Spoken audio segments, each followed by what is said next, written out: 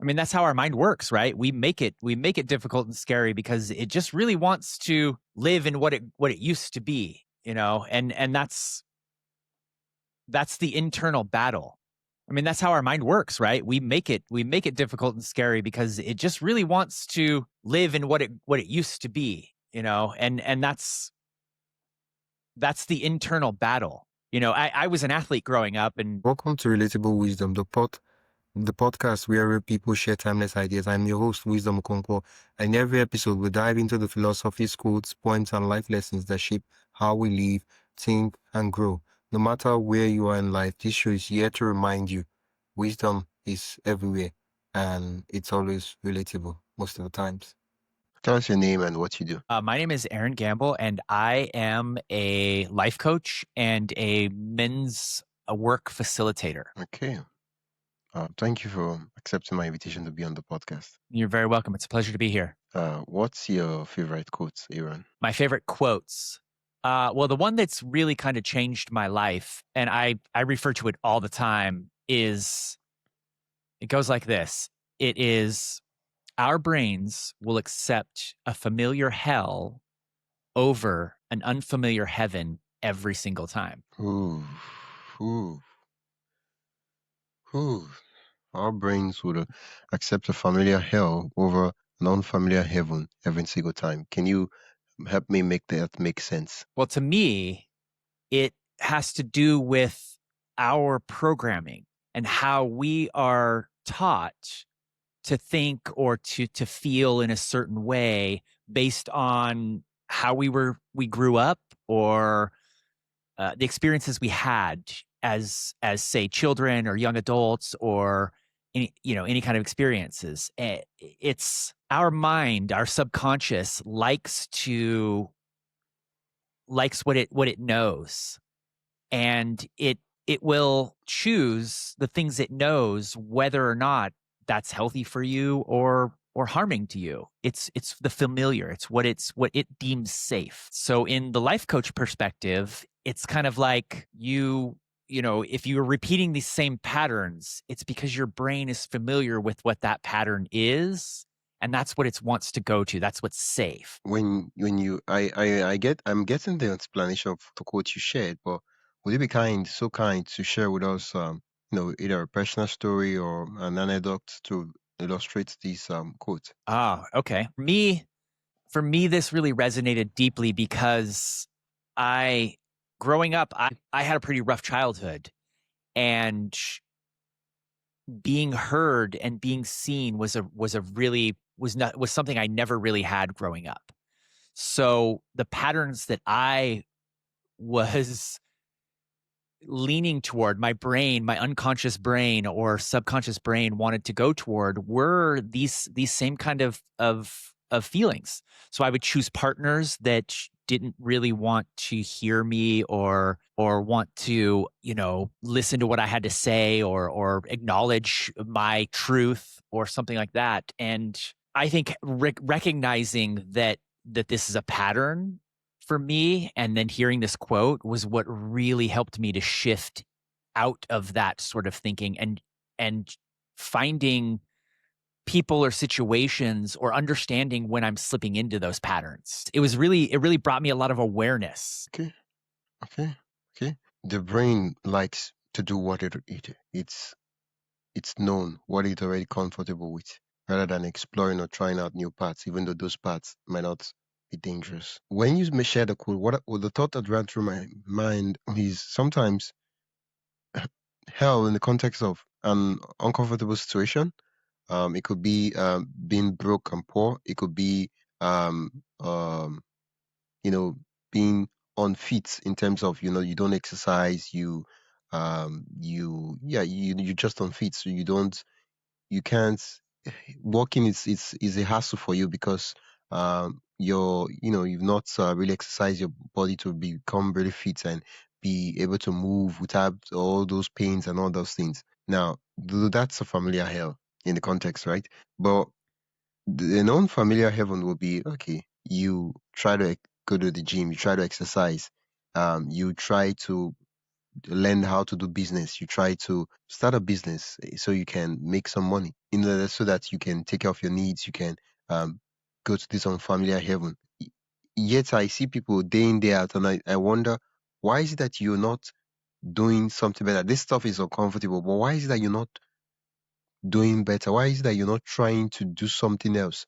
Because you're already working hard on this thing, but this stuff is uncomfortable. But for me, I've never really wrapped my brain around. Now that you share this quote, it makes sense. Yeah, it's really interesting because I think that most people they have a hard time doing the actual work because our brain is like, no, I don't want to do this hard work. This is hard. This is uncomfortable. I don't like this. It's not familiar.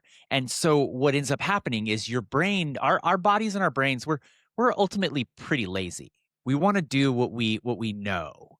And adversity or pushing through something that is hard, your brain it almost wants to fight you on doing it, and that's what makes it uncomfortable. It to use your example of somebody who doesn't exercise and then wants to go to the gym, the process of leading up to the first time you go to the gym, the second time you go to the gym, the third time you go to the gym, the fourth and the fifth are really, really hard. And that's where that uncomfortable is. And I think what happens is in your mind, your brain goes, no, let's just stay home and eat snacks. Or your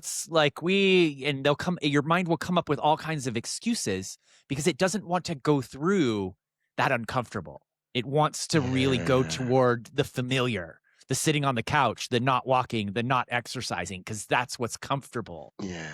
It happens a lot with so like another great example is somebody who is like a people pleaser, someone who would give all to others before prioritizing themselves, right? Yeah. So that becomes familiar. Say, for example, there was a parent in their childhood that demanded the attention, demanded things from the child that was not necessarily appropriate for the child, right? So that person now grows up always giving to other people instead of prioritizing themselves. That part of their mind is now, that's the familiar. Now that's not healthy because you have to actually, you have to do things for yourself. You have to put yourself first and then help other people. And once you're good with yourself, then you can extend out to become, to serve others. And that prioritizing the self is what becomes the unfamiliar heaven. And it's in our mind because it's used to all these years of growing up of giving to others and putting the other people first before themselves is uncomfortable. And it's familiar. So it's what our mind wants to do because that was what it deems it's safe. Our minds are really fascinating. It's a really fascinating thing how our brains work. Yeah. And it happens a lot of times, right? It happens a lot of times. So you're like, why don't you go out, step outside and just, take a walk and all that. And like, it might rain and all the stuff. And you and I know that it's not because it might rain. That's why you're scared of going out. It's just because, one of the things I've noticed is that if you decide not to do something, right? You decide to say, okay, let me look for an excuse for not doing this thing. You will always find a very, very good excuse. Like the excuse will make sense. I mean, the sun is very harsh. Like if I go there, my skin would burn. Like I can't do that. Like and all the different excuses you could come up with. And that's the way our mind works. It really just wants to do what it knows. Our brain doesn't like change, and you have to force it into change. And you have to do the uncomfortable things. You have to really, if you want to become healthy, you have to go through that physical uncomfortableness of exercising, getting up and going to the gym when you want to just sleep more or whatever it may be. And, as a coach, this is what I try to teach other people is stepping into that uncomfortable, because that's actually the heaven. It may be unfamiliar and it may be uncomfortable, but in the end, there's going to be a goal that you're going to like a lot more than what your mind deems familiar. Let's take a quick pause. If you're enjoying this conversation and want more thought-provoking ideas straight to your inbox, join the Relatable Wisdom email list. It's free, quick, and filled with bite-sized insights, inspiring quotes, and behind-the-scenes reflections from our guests. Just head to relatablewisdom.com/join. That is relatablewisdom.com/join, or tap the link in the show notes. And hey, subscribing to the podcast helps more than you think, and it's free.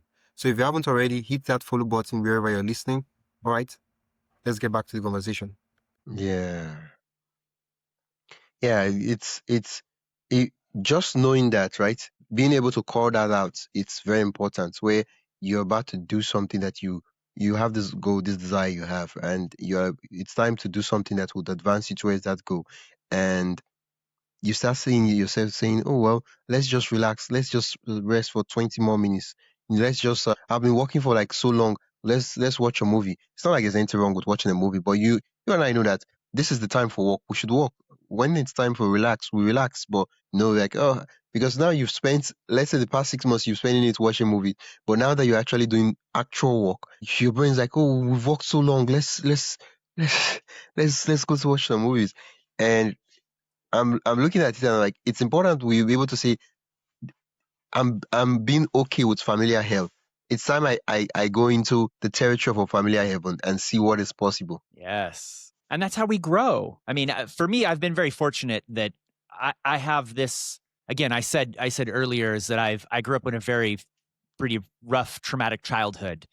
And everything that I have done, I have done entirely on my own, and I've worked really hard. And I like to use Michael Jordan, the famous Michael Jordan basketball player, says in his documentary, I can't remember the name of the documentary, The Last Dance.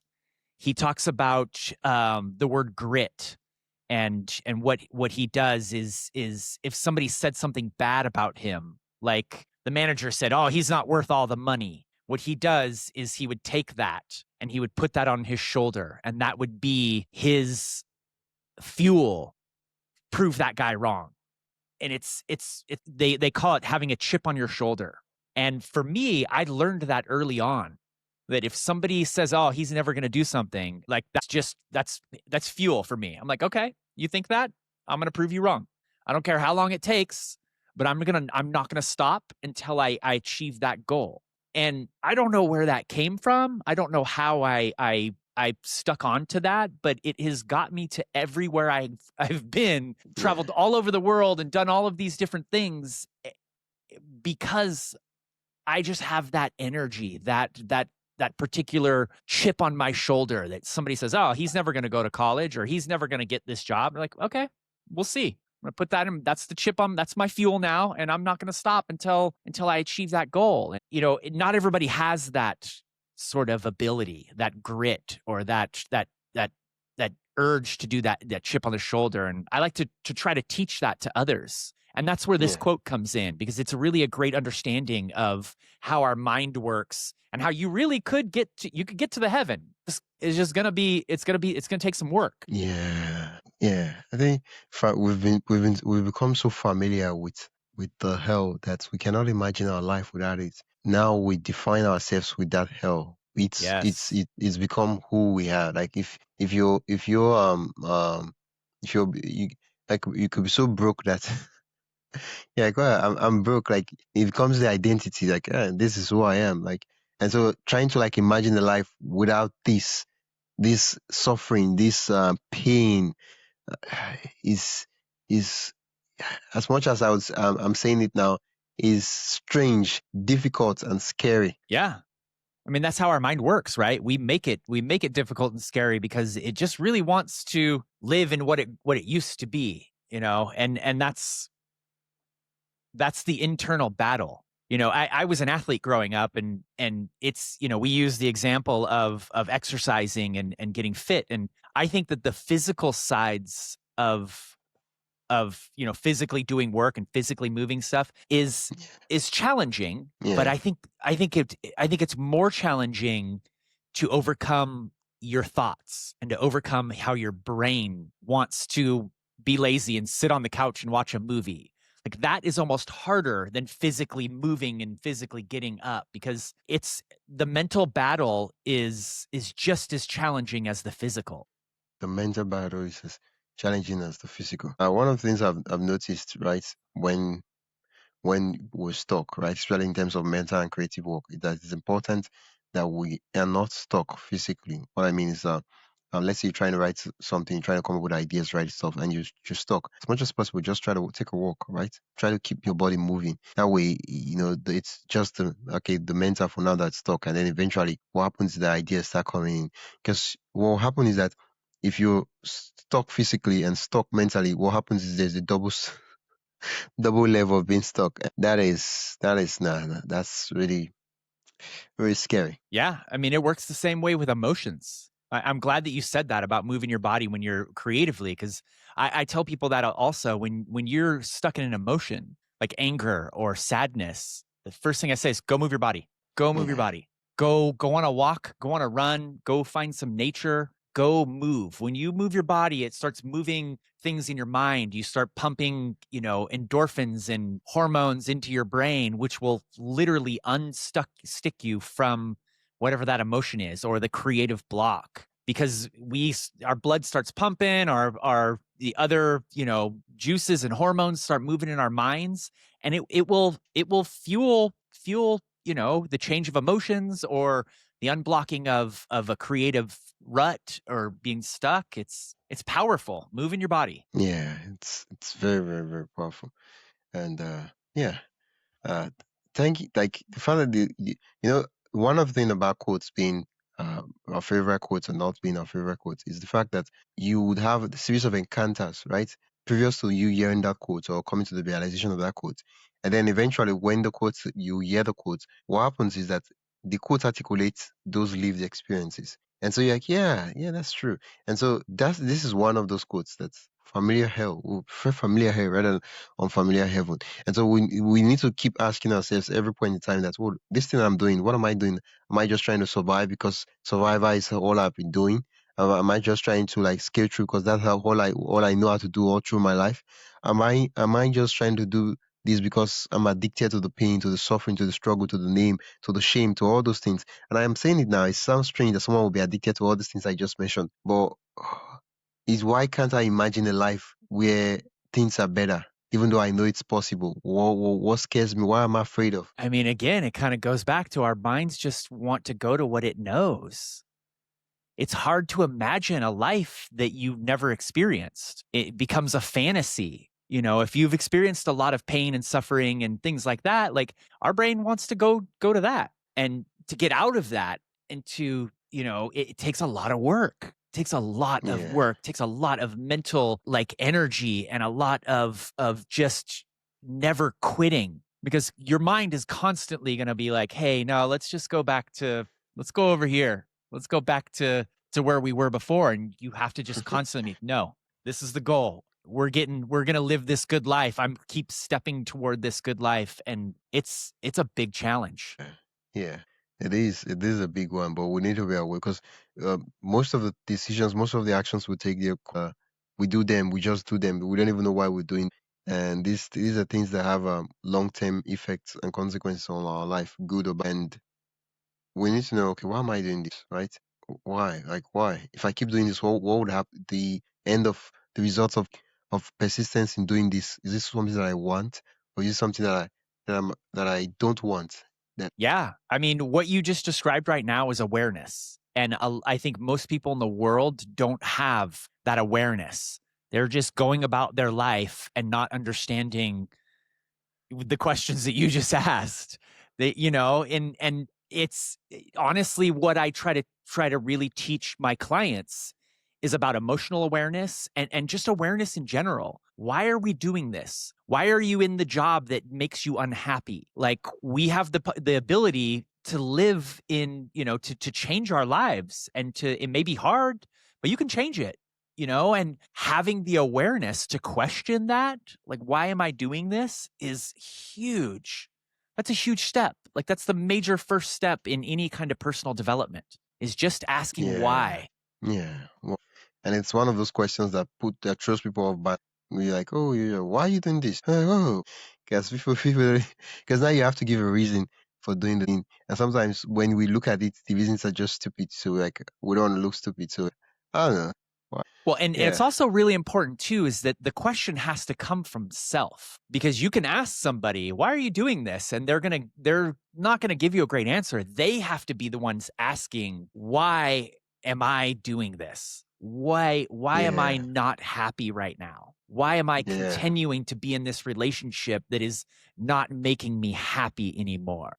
You know, that's when the change starts happening. That's when the real change starts happening, because they're questioning, what are we doing? Am I just putting my head down and going to work every day and not paying attention to my emotions, or am I detached from myself? Yeah. You know, and it's a hard thing to do. Not everybody can do that. Yeah. Yeah. Thank you, Aaron, for sharing this quote with me and having it make sense. You're very welcome. This is a great time. We had a great conversation. Where can my listeners learn more about you and what? Well, I'm on TikTok and on Instagram, Aaron Gamble, Gambel. I also have a website at www.aarongambel.com. It's aarongamble.com. And I run men's groups online and in person in Los Angeles. And my goal is to help lower the rate of suicide for men in this world. I think loneliness and connection is a big issue around the world, for men in particular. And my goal is to connect men around the world and start getting rid of loneliness. Yeah, thank you. And it's been a pleasure chatting with you, and I'm glad we were able to make this interview. Awesome. I was great to be here. Thank you so much. Yeah. You've been listening to Relatable Wisdom, and I've been your host, Wisdom Okonkwo. You've been listening to the podcast where every story, quote, and insight helps you see life a little differently. If you enjoyed today's episode, follow the show on your favorite podcast app and share it with someone who loved the conversation. For more inspiring voices and timeless wisdom, visit relatablewisdom.com. Until next time, keep living, learning, and collecting wisdom that matters most to you.